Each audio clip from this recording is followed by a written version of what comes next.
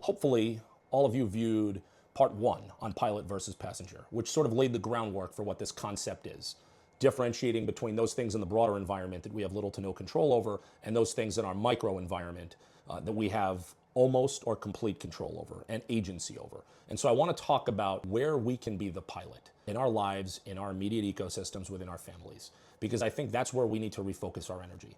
So pulling a point through from the first episode is that I don't argue for apathy or ignorance about the broader issues affecting society. In fact, the more aware we are of them and the more educated we are about them, the better decision-making process we can undergo as individual people. Now, when we think about where we can be pilots in the micro, I want to talk about this concept of agency. We think the future of humanity in this technological ecosystem of ours, in this AI-driven future of ours, is going to be about A plus I. And the A stands for agency and the I stands for identity. I think too much conversation nowadays is still focused on the yesterday's news. Humans are going to differentiate themselves based on human intelligence and based on critical thinking and based on adaptability. Now, those things are all important. But I do think that we have to evolve beyond those things and talk about the two things that are most fundamental to the human experience and that will truly differentiate us from technology. And that is our own sense of agency and then our own identity. And what we're talking about here is agency in pilot versus passenger. And it's about the fact that there is a psychological toll to be paid. And we know this. In the last episode, I talked about the concept of locus of control. There is a psychological toll to be paid by us feeling like we have little to no agency over something. It's like we're surrendering our own autonomy. There is a psychological gain from the ability to have control over something, to feel like we have authority, power, and ultimately agency over something. So episode 2 here of Pilot versus Passenger is about retaining and reclaiming agency in our microenvironment. Another way to think about this is retaining sovereignty over how we think and how we formulate decisions that are going to directly impact us and our kids. It's going to be so important in the future. It's something that we have to constantly train ourselves to do, and it is one of the last frontiers where we have to make sure we don't surrender that cognitive sovereignty and agency to technology. We're going to have a whole other episode that dives into more detail about the risks of driving towards the algorithm, driving towards sameness, and giving up our cognitive sovereignty to convenient technology that helps do our thinking for us. But when we talk about pilot versus passenger, the ability for us to retain human agency in our microenvironment is critical. So I go back to things happening more broadly right now. We talk about artificial intelligence, the rise of AI, all of the potential benefits, but then also all of the fear porn around how it could displace millions, tens of millions, hundreds of millions of workers in the knowledge economy. So we think about that, and then we determine, okay, we can't control that as it's presented there. But we can't control how we prepare individually or how we think about how this is going to impact our kids. So case in point, a little look under the hood. We have a son. He's 8 years old, okay?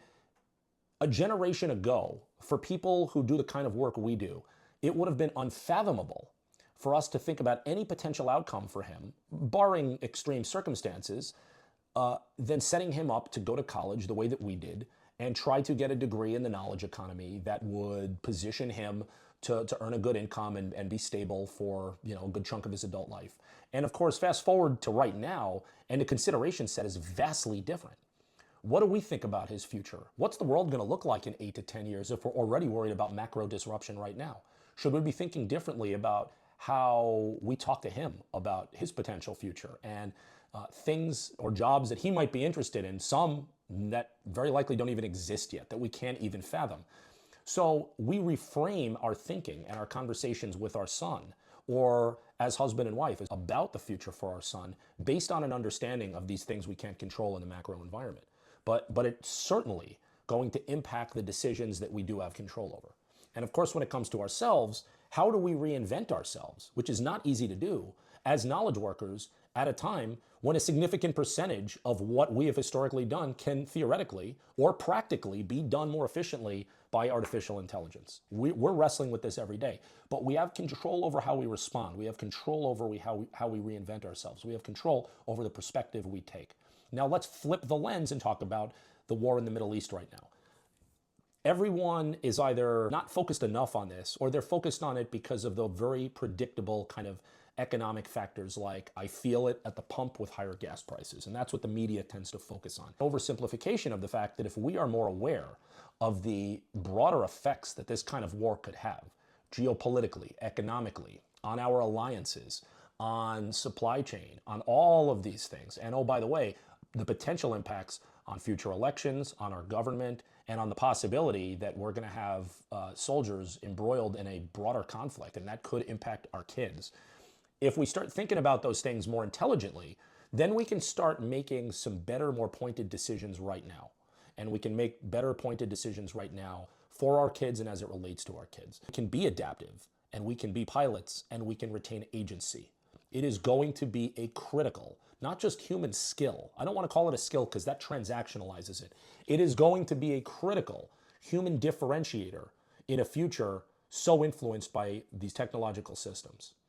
The human brain, right now, is easily the most complex thing that we are aware of in this universe. We can't even begin to reverse engineer how the brain works, let alone use it as an exact blueprint for developing technology. So no matter how advanced AI and AI systems become, there is no way that we have the ability right now to replicate the functioning of the human brain as something technological. So that's why we always talk about the fact that technology and humanity, technological intelligence, computational intelligence, and human intelligence are not competing one-to-one with each other. They're actually evolving on different paths. And another factor of what differentiates human intelligence or the human mind is the fact that the human brain, as complex as it is, operates on a tiny, almost imperceptible fraction of the energy that it requires for us to do not nearly as much with artificial intelligence. So there is an efficiency built into us.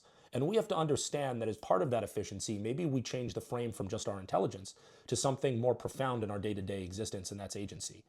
Other people think about it as autonomy, they think about it as freedom, but ultimately, if we have agency, I think it is one of the healthiest things for the human organism. Psychologically, emotionally, spiritually, biologically, physiologically, it is so important. So we have to retain that sense of agency, pilot versus passenger. Where can we be pilots in our lives? How can we use the information that we have about all of these crazy things happening in the broader environment to better inform pointed decisions that we have agency over, that we can make for ourselves and for our kids? If you enjoyed today's conversation, like, follow, and subscribe to stay ahead of what's next. I'm Erica Orange. And I'm Jared Weiner. Thanks for waking the future with us. We'll see you next time.